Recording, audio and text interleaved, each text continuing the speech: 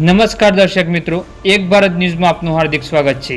જૂના ડીસા વાસણા રોડ ઉપર રેતી માફિયાનો ત્રાસ યથાવત। બનાસકાંઠા જિલ્લાના જૂના ડીસા વાસણા રોડ ઉપર ગેરકાયદેસર રેતી ખનન સામે 8 ગામોના ગ્રામજનોને ઉગ્ર આંદોલન કર્યું હોવા છતાં પણ રેતી ભરેલા ટ્રકો ધડાધડ પસાર થઈ રહ્યું છે। ગ્રામજનોના કહેવા મુજબ સતત ફરિયાદો છતાં પણ બનાસકાંઠાના મહેસૂલી તંત્ર અને પોલીસ તંત્ર કાર્યવાહી કરવા બદલે ગાંઠ ઊંઘમાં છે।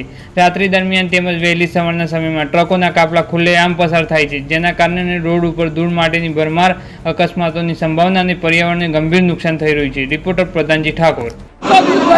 ભણવા જાય અને આ ખટારા વાળો ઓછો મેચી દારૂ પી નાખે। બંધ કરો ભાઈ, બંધ કરો,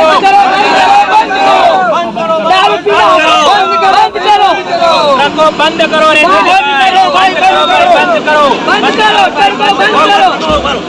ભાઈ બંધ કરવાના છે ટ્રકો। હા, કાયમી વાત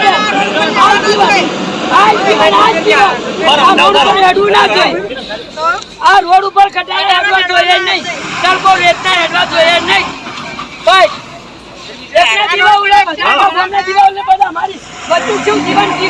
માજી તમારું નામ?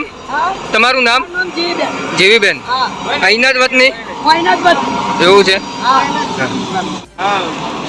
હમણાં નાના ભાઈ એક્સપાયર થઈ ગયા છે ડમ્પરના કારણે। બનાસકાંઠાની અંદર લૂંટ ચાલુ છે, ખનીજ માફિયાઓ બેફામ લૂંટ કરી રહ્યા છે।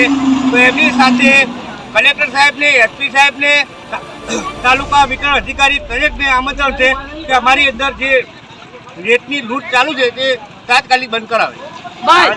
લુણપુર, હાજરપુર, વાસણા, જૂના ડીસા, ગોળિયા અને જૂના ડીસા 8 ગામો એમની સાથે કાર્યવાહી કરવામાં આવે છે તો તાત્કાલિક ધોરણે એ રેત બંધ થવી જોઈએ। તમે ક્યાંય રજૂઆત કરી?